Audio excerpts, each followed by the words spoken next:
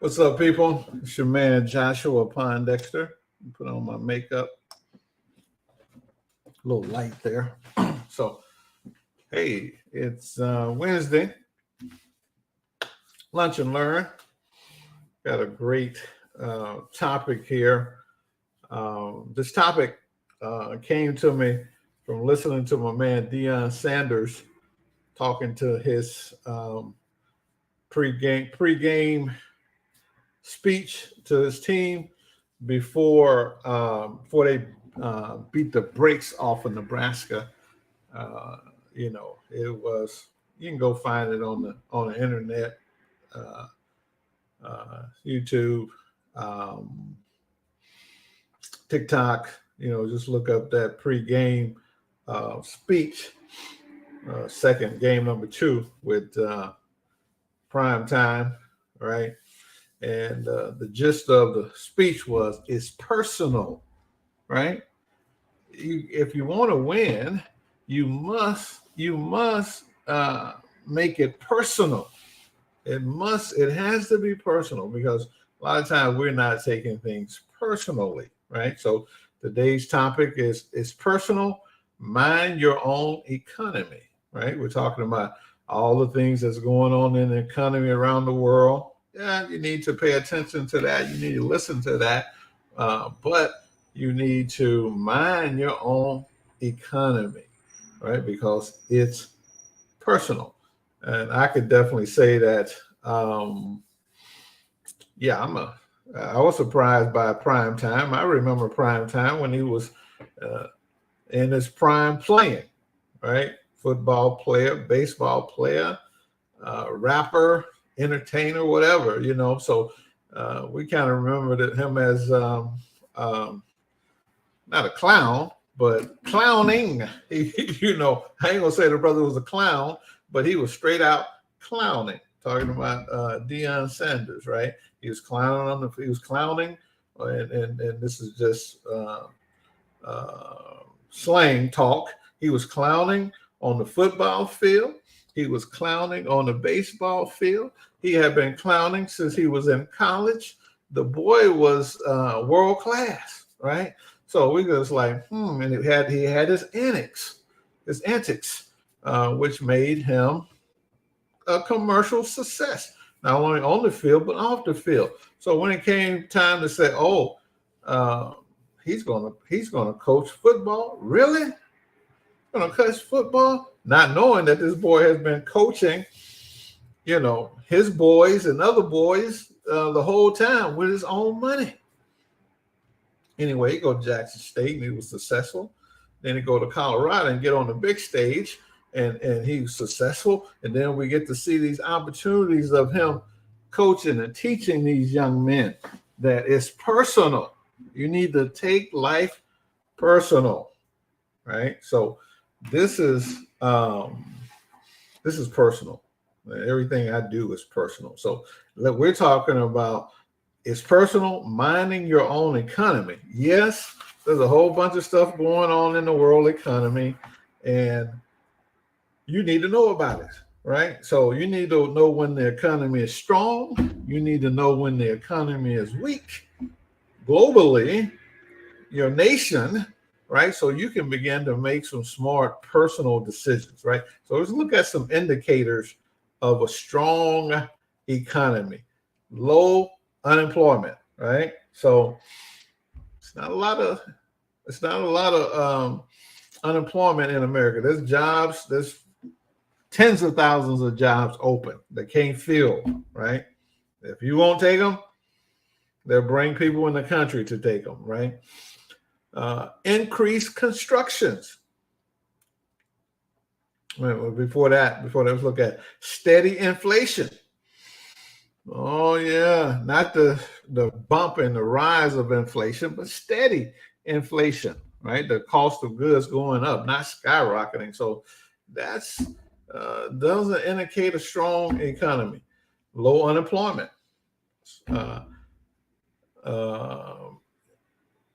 Increased construction. I don't know about you, but I see construction going on everywhere, right? Down here, I could walk out of my door and go run into a facility being construction. And I drive up here and seeing a whole casino and hotel entertainment system being constructed. I don't see nothing but increase in constructions around here, right? So strong economy, positive consumer index reading, right? It's a little lacking. The consumer is not really that positive because this is how, but it's still, it's not horrible, right? Increase GDP, gross domestic product. America, the gross domestic product. Yeah, it's increasing. Rising interest rates. Well, that doesn't make sense. Well, that's the indication of a strong economy. That low interest rate got us in trouble, right? Well, say, I sell houses. That's a problem. It's not a problem. Get your credit score up, right? Wage growth. People say, well, there's no wage growth. I'm trying to tell you, I don't even know how you could get a GED, a high school education, and go down to most of these factories. They're paying $20 an hour, right? That's $40,000 a year. You can get a bachelor's in basket weaving. What's basket weaving, Joshua? Oh, that's human resources. That's criminal justice. So yeah, you can get you one of them degrees, and you're barely gonna make $40,000. So you're gonna tell me all I got to do is finish high school and go down there to the cookie factory, go to Amazon. Amazon, they kind of flaky, but there's a bunch of factories around here that's paying $22 an hour to start. That's 40 grand, y'all. And then do some overtime. Get out of here, right? High retail sales, right? So we're not just talking about, we know retail locations are closing down and stuff like that, but them retail sales, people still buying stuff. They're just buying them online, right? Higher new home sales, right? So how's the new home market going? It was spiking and it slowed down a little bit because of the interest rate. People waiting on the interest rate. But then they go like, well, you know what? I better buy my house if I can, right?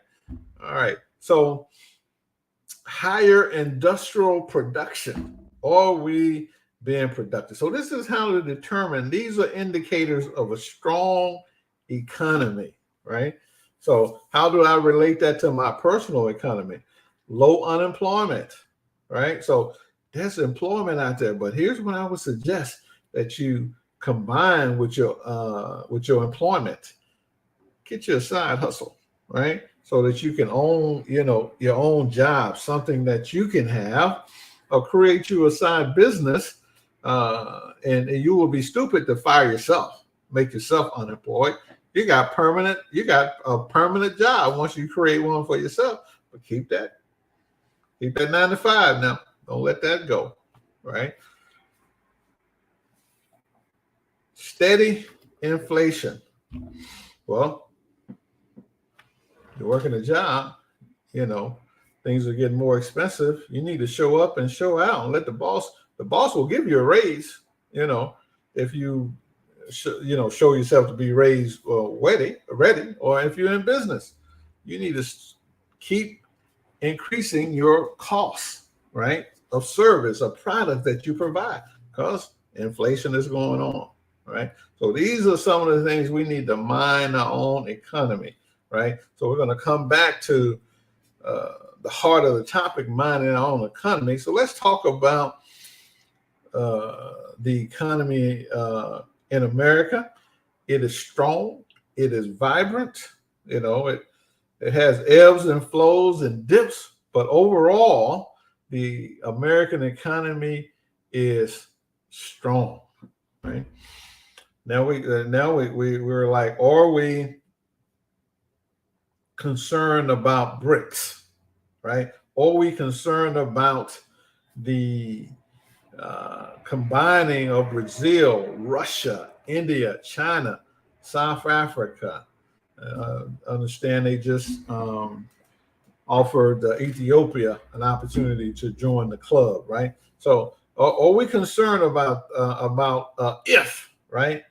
If they combine, if they create a currency, right? Now, they ain't even did it, right? And you got Americans who listen to the news all shuck up, right? Because fear is really what the news in America really promotes, getting you scared, right? So this BRICS was founded in June 16, 2009. That's when they founded the organization. And they haven't created a currency yet, right? 2009, 10, 11, 12, 13, 14, 15, 16, 17, 18, 19, 20, 21, 22, 23. So we've been around since BRICS been around since 2009. Ain't did nothing but a bunch of talking. Brazil, Russia, India, China, South America, right? Ain't did nothing yet but a bunch of talking. So that's fine because you need to have a long range strategy and planning. You got that's a combination of countries that you got to bring together, right? They all got their own political will. They all got their own economic agenda. It's a lot of coordinating to do, right? So it's estimated that they will dominate the global economy by 2050. That's if they come together. When are they gonna do something, right? So that's I don't know who estimating that. I'm not estimating that, right? The population of those 5 countries are 3.24 billion people. Over 40% of the world population will be represented in that group. And then if they bring in Ethiopia, that will bring in another large segment of the population, right? So over 25% of the world land, right, represented now between that group. Why is that important? Because that's where the agriculture comes from, the land. That's where the minerals come from, the land, right? That's why you poor in America, because we ain't got no land. We ain't got no agriculture. We don't have no mines. We get no oil, no diamonds, no golds, right? And so somebody lied to you, and so it told you your single family residence was the key to financial wealth. Ain't no oil on it, ain't no gold on it, ain't no silver on it, ain't nothing on it but taxes. Anyway, that's another topic, right? So the GDP of those combined countries will be they combine together will be $26 trillion if they combine those 3.24 billion people, right? Let's compare that to the US. The US is 26.24 trillion right now with 330 million people. This is a productive country. And by 2033, it's projected that America will be $39.23 trillion in gross domestic product. And well, how is that going to be with you slipping and falling? Well, that's why they're bringing all these other people over here, because you don't want to work. You don't want to be productive, right? This life is about being productive. This nation is about being productive. You patriots, if you so patriotic, I challenge you to get more productive today than you were yesterday. Mind your own economy. So if you become more productive, the country you say you love will become more productive. And you need to learn how to keep more of your productivity now, because there's other people out there that they know how to get your productivity, right? So listen, it's personal. Mind your own economy. What can you control in your economy? You can control the fact that you can go to work for someone on a 9 to 5, and then when you get your lazy butt off of that 9 to 5, you can go and start you a business, right? A part-time business. You don't know how to do it? Holler at your boy, Joshua at Pondexter.com.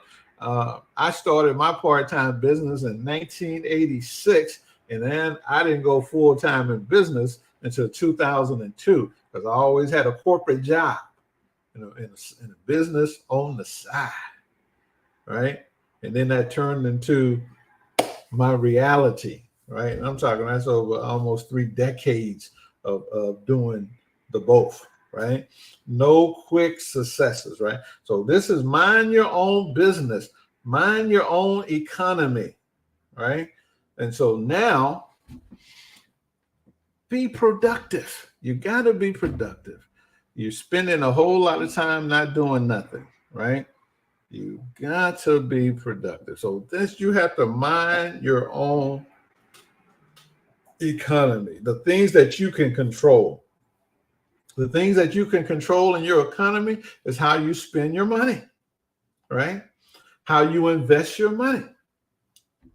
So learn how not to spend all your money, and then learn how to invest your money. So if you invest in real estate, take 12 months and 24 months and read every book in the library on real estate investment, right? Don't go to these workshops. The library is free. Or if you want to get into the stock market, read every possible book in the library on the topic, right? Or if you want to invest in a business, go to the library, read every possible book on the topic, 12, 24 months before you jump out there without any knowledge, any understanding of what you need to be doing, right? Mind your own economy, right? And then you can make better decisions. Hey, that's it. This was inspired by Prime Time. It's personal. Your economy is personal. Stop the cap. BRICS, they formalized in 2009. Only thing they've been doing is doing a bunch of meetings and a bunch of talking, right? Which is good, because when you're trying to coordinate that many people, that many countries, it takes time. So what if it took 20 years? What if they come to fruition? What would that mean for the American economy? Well, one thing it'll mean is that not you, not I, but those who bully the world with the economic strength of America, they cannot bully them as much, right? You're gonna have to ease up. You're gonna have to pay people full price for their stuff, right? So a lot of the world bullying will stop, right? It will. Countries that are held back for being productive, from developing. If you're like myself and you travel in the United States of America, and you travel other places, and you go to these places and you go like, wow, these places are underdeveloped. But this is where we get all the resources from these places, right? Because we are bullying them with the dollar. So when the Brits come together, if they ever come together, they want to stop that economic bullying and let those people have an opportunity to develop. Let them become educated. Let them have better healthcare system. Let them have better agricultural system. They deserve it because they don't want, just look at Niger in the news, right? And the French people with your croissants, right? The only reason that you're so wealthy because you're stealing from those folks. That ought to be a criminal. You should not feel well. Your electricity is powered by their resources. Now, those folks don't even have electricity. How can you live with yourself? I don't know. I'm telling you, mind your own economy, right? So you and I who live in America, you better mind your own economy, right? Because there's going to be some shifts, some changes, right? You kind of might be feeling some now with this inflation, right? Because, everything is getting expensive. That's because you're not being productive. So if 5 years ago when I was charging $500 for something, and I'm still charging $500 for the same thing, blame it on me because I had not increased my value. So I can charge $1,500, which I have, because if you try to get something from me that 5 years ago that I was selling for $500, it's going to cost you $1,500, right? Yeah, that's the value of it. So listen, mind your own economy, right? So I can go off on a tangent on this topic. I don't like to talk for very long. Brother Kevin, we appreciate you always tuning in, right? And so don't get alarmed about the global economy, the nation economy. Mine is personal. Mind your own economy. You can control it, right? You can control how much you work. I don't care if you work for Uber in the morning, and what's that other one? Lyft at night. Get out there and make your money. Stop being lazy, right? And then when you go get your money, you need to save some. Don't spend all your money. Don't spend all your money. And then you need to learn how to invest it. The library is back open. I'm even back at the library. I was buying books from Amazon. Amazon probably missing me now because I'm at the library, y'all. Yeah, go to the library. Whatever topic you're interested in, saving money, investing in real estate. Some successful person wrote a book on it, right? And what I mean by successful, they have been doing a thing for 20, 30 years. Then they go and start writing books, right? Trying to help people, right? Now, if you've been doing something for 3, 5, 10 years, and then you get to writing books, I'm not buying your book, right? You know, so library, go to the library, reactivate that library card, right? I hadn't been there since the pandemic. I had to get mine reactivated. Boom. Yep, that's my library card, right? So get back to the library. This is what I want to tell you, people. It's personal. Mind your own economy. You can control that economically, what goes on in your life, right? The more economic control you exhibit over your personal self, the more cash you will have, right? So we always like to give you a financial tip before we leave, right? Which is save and invest your money. Number one, this idiot machine, right? It makes a lot of things too accessible. You might want to take those apps off of your phone, your bank account, your investment apps, right? Those type of things. Because the more that you look at your accounts, the less money you will have. The less you look at your accounts, the more money you will have. And that's what I mean, statements. If you look at your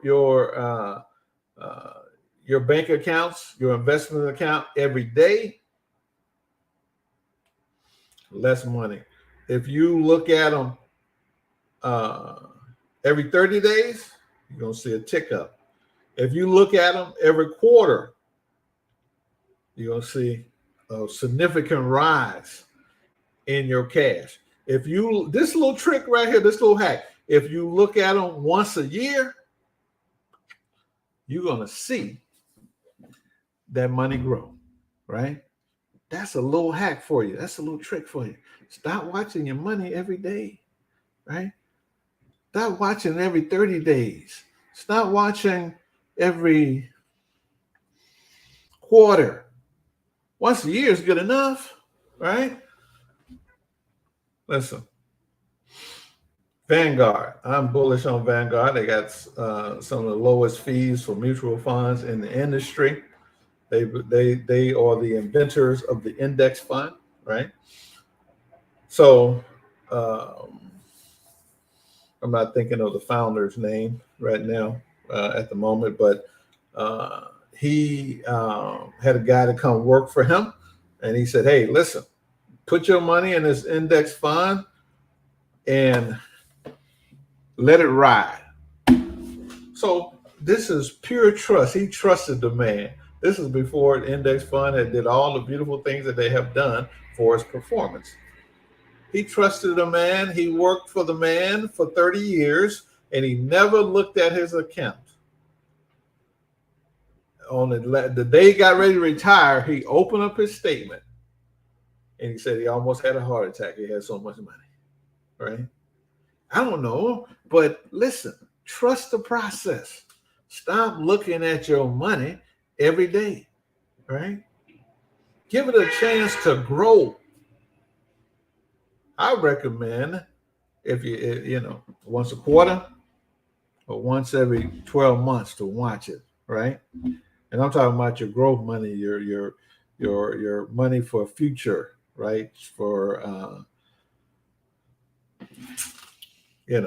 retirement, for other investments, Now, yeah, you gotta look at your bank account and make sure you're fluid on paying your bills. That's all a checking account should be, right? So that's your fluid. So listen, people, that's your trick of the day. Try it. Try to add that to your life, if you would, right? Stop watching your money every day. At least monthly, quarterly, or annually. But I tell you, if you try it, every distance that you push away from looking at it, boom. Because what you want to do is the psychology of money. That's a book. Can't think of the author right now, but he stated that the people that stick to a strategy, even if it's a bad strategy, end up winning as long as you stick to something, right? Over time you will win, right? Hey, it's personal economy. That you can control that. You can control how much you work. You can control how much money you spend. You can control on developing knowledge and saving, investing in a business, in real estate, in the stock market. You can control. That's your economy. And if you control your economy for the next 5 to 10 years, you will separate yourself from the masses. Always, we wish you love, peace, and soul. Bye for now. Okay.